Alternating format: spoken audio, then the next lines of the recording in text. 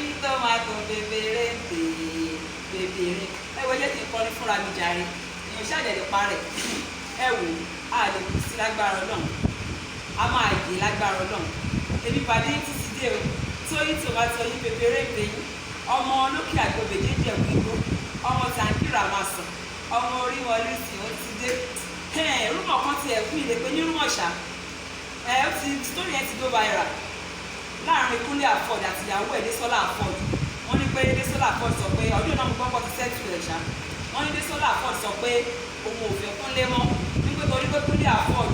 ó lọ wo first daughter ní US tí Tọ́pẹ́ Oluwa yẹn náà address ni ó lẹ́ kó ti relocate lọ sí US so òun ló kọ́kọ́ bímọ àkọ́bí fún Kunle Afod wọ́n wá ní pípa tí Kunle Afod dé US ní pé Desola Afod kò bímọ mẹ́rin ọkùnrin fún bíbá ní kó sọ pé òun ò ṣe mọ́ nípa ẹ̀ torí kó lọ wo first daughter mú àkóṣe ẹbí yẹn fàjà ni obi tiẹ̀ ni ó dẹ̀ mọ́ pẹ́ ní o mọ̀ kó ti bímọ rí tẹ́lẹ̀ so kò yẹ kó jẹ́ ní ìpèsè ẹ wọlé sàmú pápọ̀ ti sẹ́ẹ̀tù rẹ̀ nípa wọn ti sọ òun ló ṣe mú wa káfẹ́ sọ tọ́pìkì yìí orí program ilé yìí ẹ̀yin ọkọ àti ìyàwó tẹ́fẹ́ fẹ́ra yín ẹ má hide fún ara yín tí ẹ bá ti bímọ rí iye ọmọ tẹ́ ti bí yẹn ẹ jẹ́ kí olólùfẹ́ yín tó fẹ́ jẹ́ kó mọ̀ tó bá pè é dúró tí ó bá dẹ̀ pè é abẹ́sẹ̀ sọ̀rọ̀ ló wá dẹ̀ ṣe lómi àwọn nǹkan tó yẹ ká discuss before marriage mo fẹ́ bára sọ̀rọ̀ lé lórí program lẹ́yìn because bí marriage ṣe ń sáré collapse yẹn kò dùn wọ́n àwọn èèyàn nínú marriage tẹ máa ṣọ aṣọ ẹbí gbogbo ẹ̀ wà bẹ́ẹ̀ gba hàn ṣe gbogbo ẹ̀ at the end of the day òpó 2 years ó ti collapse ṣé ẹ̀rọ pé náà parent yẹn lè dòrò ẹjọ́ torí Ọlọ́run ẹ̀yin àti olólùfẹ́ yín tuntun ẹjọ́ jókòó nǹkan tí mo fẹ́ bá ṣe lórí program lẹ́yìn ẹjọ́ jókòó kẹjọ sọ tínà yín bá wọ̀ fine tínà yín bá dẹ̀ wọ̀ good Ọlọ́run á pèsè ẹlòmíì fún ẹ̀yin méjèèjì ó yẹ ká sọ̀rọ̀ lórí location ìyàwó mi o ọkọ mi o láfíìsà marriage o location wo la máa wà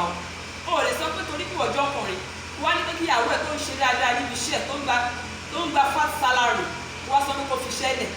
kó máa bọ̀ wá jókòó tiẹ̀ tán at the end of the day kó má rí nǹkan ṣe wọ́n pọ̀ pẹ̀lú tí ń gbowó máa rí gbowó lọ nínú obìnrin yìí ò lè lò ok ẹjọ́ wá location tó wà òkè fẹ́yìn méjèèjì tẹ́lifù kò lè affect ọ́fíìsì kò lè affect ọjà yìí kò lè affect iṣẹ́ yìí ẹjọ́ tó kẹjọ sọ ó kàn lè dédé lọ mú obìnrin láti ibi tó ti ń rówó tó ti ń ṣiṣẹ́ ajé torí marriage ó kò gbaṣẹ́ lọ́wọ́ iṣẹ́ mọ̀ àwọn nǹkan bẹ́ẹ̀ yóò lè já lérú ó máa ń fàjà second tó yẹ ká ti jọ sọ ó yẹ ká sọ̀rọ̀ nípa ọkọ mi o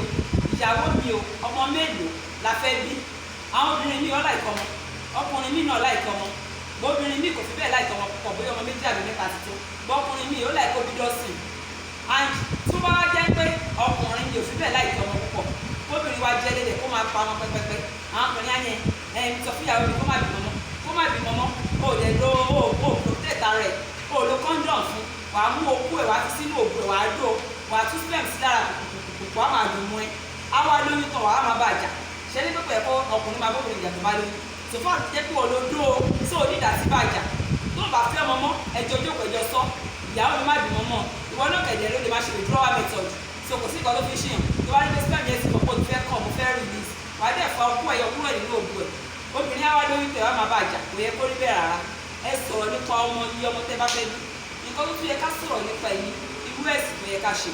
ẹ̀sìn wo ni akíndé ọkọ àti ìyàwó ṣe kó tó nípa ẹ̀ṣẹ̀ marriage after the marriage ṣé o fẹ́ kí ìyàwó ẹ̀ máa ṣẹ̀sìn àbí kí ìyàwó ẹ̀ padà sínú ẹ̀sìn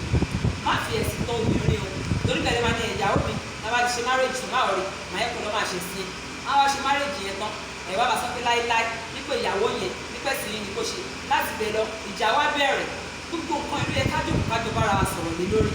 ẹjọ́ sọ sọ́kò nílé síjà bẹ́ẹ̀ tó ṣe fẹ́ máa tó àwọn ọmọ yín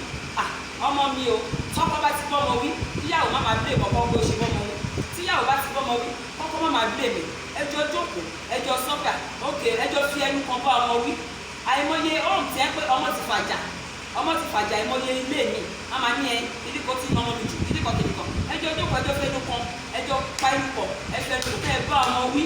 iye tó ń wọlé fún inú yẹ ká sọ voice of income mi nídìí ọjà yẹn lórí ẹ̀gbẹ́ ẹ̀yin ọkùnrin tẹ́ ń ṣiṣẹ́ oṣù èlò ní sálárì yín ẹ má hide sálárì yín fúnra ara yín ká ní pé sálárì ẹ̀ nà lẹ́yìn méjèèjì ẹjọ́ ojú pẹ̀jọ́ sí iye báyìí ló ń wọlé o bẹ́ẹ̀ ṣe máa manage ara yín iye tẹ́ máa save every month ọlọ́run kú ṣàlùwà ní kọ́ńtì ṣèbí owó tó bá ṣẹ́kù náà lè máa rántí kò fẹ́ sèkù bọ̀ ẹjọ́ ojú pẹ̀jọ́ sọ ẹ má fi ọ̀rọ̀ owó tó wọlé fẹ́ méjèèjì ẹ má àìjẹ́ fún ara yín ẹ má fi pamọ́ fún ara yín ó yẹ kẹjọ jókòó kẹjọ sọ̀rọ̀ nípa yín náà ó yẹ kẹ sọ̀rọ̀ nípa oúnjẹ irú oúnjẹ wo lọkọ mi láìkì jù ẹ notice ẹ tọ́jú ọkọ yín irú oúnjẹ wo ló láìkì jù ọkùnrin mi lè jẹ ilé láfọ òkú oúnjẹ tún ní problem ọkùnrin mi ìyàwó lè má máa jẹun kí wọ́n kọ́ máa jẹun kó ẹ pé o lè jẹun lórùn so ẹ má yẹ kó oúnjẹ fàjà yín tó ẹ tẹ bá ti notice pé ọkọ tí yín ó láìkì oúnjẹ irú oúnjẹ wo ló láìkì òun ni kẹ máa ṣe fún quantity tó bá fẹ́ ẹ máa ṣe fún ẹ má yẹ kó oúnjẹ fàjà yín rárá ẹjọ́ jókòó ẹjọ́ study ara yín ẹ lágbára Ọlọ́run ilé wo ní dàrú Kunle Afod adúpẹ́ o inú wa dùn o wípé Kunle Afod àti ìyàwó èdè sọ́là Afod pé wọ́n ti sẹ́ẹ̀tì lágbára Ọlọ́run ilé wo ní dàrú ẹ wò ó ti fẹ́ máa fún láwọn àjàsà kankan sí ẹ má rọrí màá máa fún entertainment